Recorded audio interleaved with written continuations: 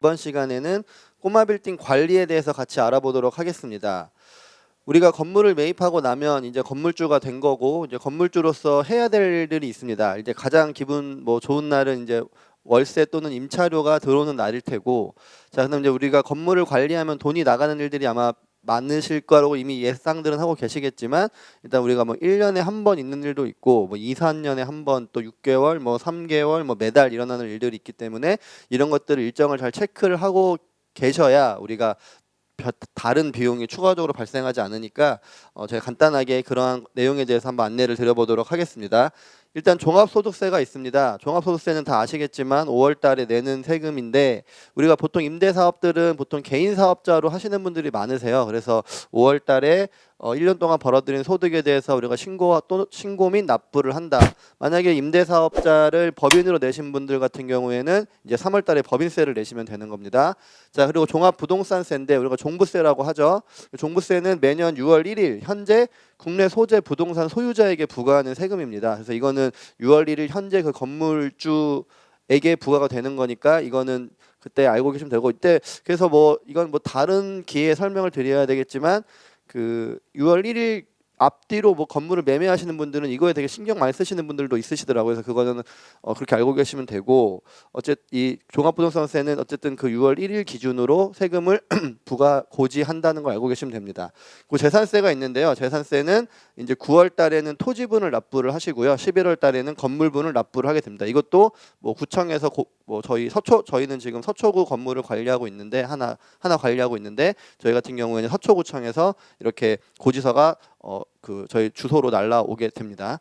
자, 그리고 교통유발 부담금이라고 있는데요. 이건 아시는 분들은 아실 거고 모르시는 분들은 처음 들어보는 용어일 수도 있는데, 이 건물이 있음으로 인해서 사람들이 오고 가고 또 차량들이 오고 가기 때문에 교통 유발을 일으킨다 해서 거기에 대한 약간의 부담금을 이제 부과하는 건데요. 이거는 매년 7월 31일 현재 시설물 소유자에게 부과가 됩니다. 그래서 1년에 한 번씩 내야 되는 것들이 일단 4개를 받고, 자, 그래서 이거 저희 건물에 고지가 됐던 교통유발 부담금 고지서예요. 그래서 이거 서초구청에서 저희 쪽으로 발급을 한 걸 알 수가 있고요. 이게 좀 더 자세하게 설명드리려고 하면은 어떻게 계산되는지, 금액이 왜 이렇게 나오는지도 설명드릴 수 있는데, 이번 시간에는 그냥 간단하게 고지되는 금액만 안내해드리면, 저희 같은 경우에는 이게 작년 기준으로 이제 10월 1일 날 고지가 됐고요. 그래서 금액은 65만 990원. 그래서 이것도 돼도 당연히 납부 기한은 10월 31일까지로 되어 있으니까 그냥 한 달 동안 고지가 되고 있는 겁니다. 그래서 이거는 그냥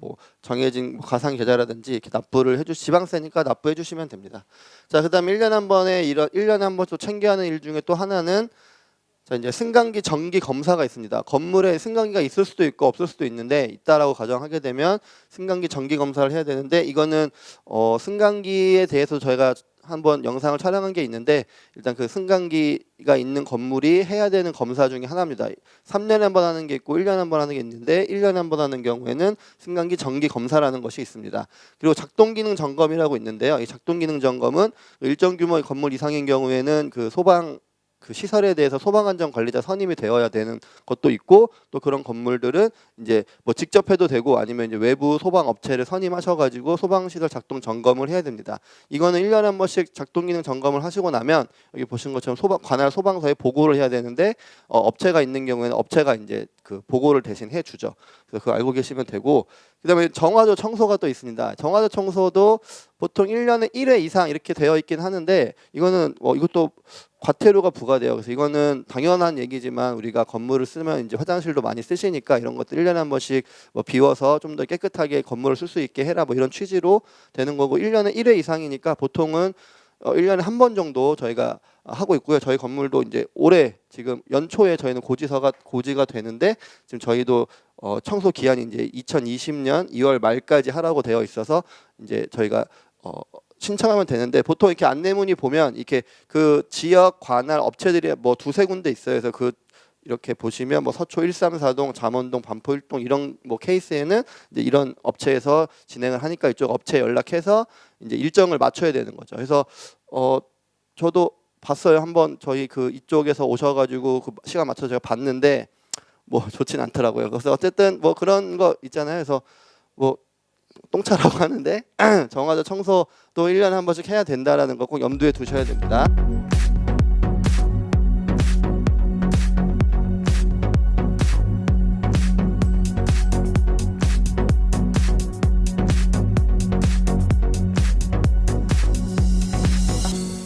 자, 그다음에 이제 1년에 한 번씩 진행되는 것들을 쭉 한번 같이 살펴봤고 2, 3년에 한 번씩 해야 되는 일들이 있는데 이건 승강기 안전관리자 교육이라고 해서 그 건물에 승강기가 있고 승강기 안전관리자 선임이 되어 있으면 뭐 일종의 보수교육 같은 거예요. 그래서 3년 주기로 한 번씩 해야 되고 만약 이것도 받지 않으면 300만 원 이하의 과태료가 부과됩니다. 그래서 이것도 연락이 와요. 그래서 뭐 승강기 그러니까 승강기 안전관리자가 처음 되면은 교육을 그때 한번 받아야 되고 그 받은 해로부터 3년에 한 번씩 계속 승강기 안전관리자 교육을 받으면 됩니다. 그리고 승강기 정밀 안전 검사가 있는데요. 앞에 살펴봤던 승강기 정기 검사와 동일하지만 좀 더 이제 더 세밀하게 살펴보는 거죠. 승강기 3년 주기인 거고 일단 이 3년 주기가 돌아오는 타이밍은 승강기 설치일로부터 15년 지나고 나서부터는 3년에 한 번씩은 승강기 정밀 안전 검사를 해야 됩니다. 계속 매년 정기 검사는 하셔야 되는 거고요. 자, 그다음에 소방안전관리자 교육이 있습니다. 앞에 살펴본 승강기 안전관리자 교육과 유사한 건데 이제 소방안전관리자도 건물에 선임이 되어 있어야 되면은 이거는 이제 2년 주기로 해야 되고 일단 선임된 날로부터 6개월 내에는 일단 한번 받으셔야 됩니다. 그리고 나서 앞에 살펴본 것과 동일하게 2년 주기로 소방안전관리자 교육을 받으시면 됩니다.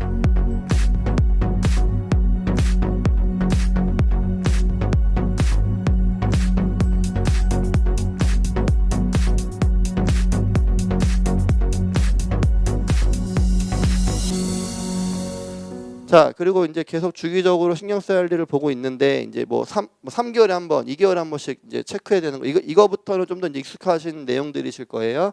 그래서 이제 부가세 신고 및 납부가 있는데 자, 우리가 이제 임대 소득을 벌어들이면 우리가 이제 보통은 이제 부가세 별도로 해서 뭐 월세 300만 원 이러면 이제 그 임차인한테 330만 원을 매달 받게 되죠. 세무계에서 발행해주고 그러면 이제 30만 원을 부가세를 받은 거를 계속 30만 원씩 받고 있다가 이제 분기마다 한 번씩 그 세무서에 납부를 하면 됩니다. 근데 법인 같은 경우에는 이제 3개월에 한 번씩 분기별 한 번씩 신고를 하게 되어 있는데 자, 우리가 임대 사업을 개인 사업자로 냈다 하면은 이제 개인 사업자는 6개월에 한 번씩만 부가세 신고를 하게 되어 있어요.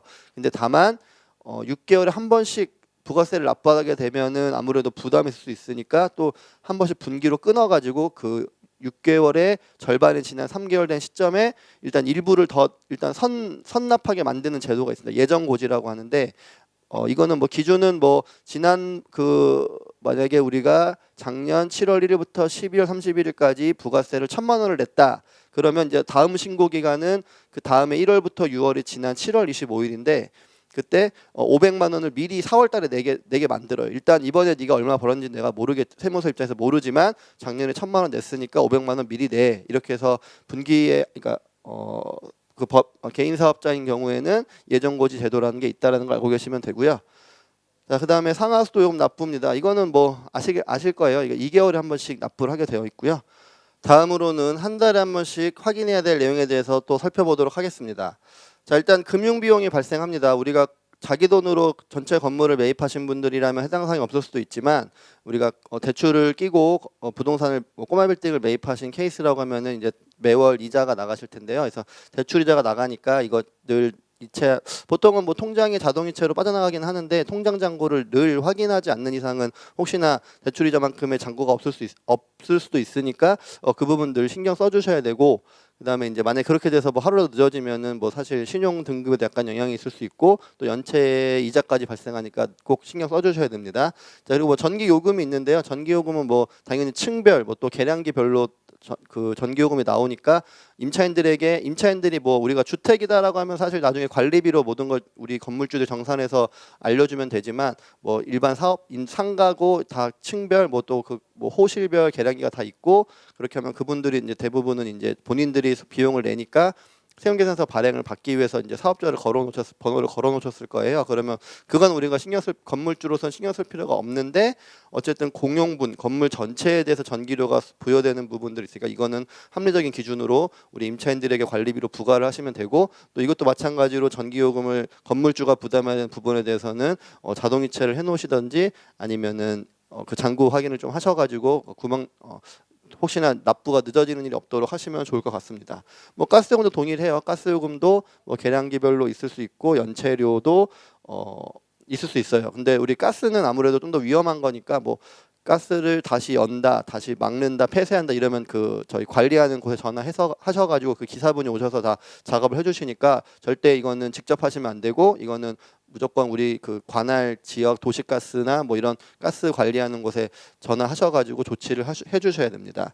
자, 그리고 이제 뭐 외부 위탁 업무들이 있는데 이제 뭐 우리 건물에 승강기도 있고 뭐 화재 이런 것들을 신경 써야 되는 부분들이 있으면 이런 분들은 업체에다 매달 이제 다달이 지급을 하셔야 되는 거죠. 그래서 승강기 유지 보수나 소방 안전 점검이나 뭐 전기 안전 관리 이런 부분들을 우리가 외주를 줬다라고 하면은 이분들한테도 다달이 그 요금을 주셔야 되죠. 뭐 계약하기 나름이겠지만 보통은 매월 결제하는 식으로 계약들을 하니까 뭐 한 달에 한 번 일어나는 이런 일들에 대해서도 우리가 늘 염두에 두고 스케줄 관리를 함으로써 우리가 실수 없이 뭐 놓치는 것 없이 건물 관리를 할 수 있을 거라고 생각이 됩니다.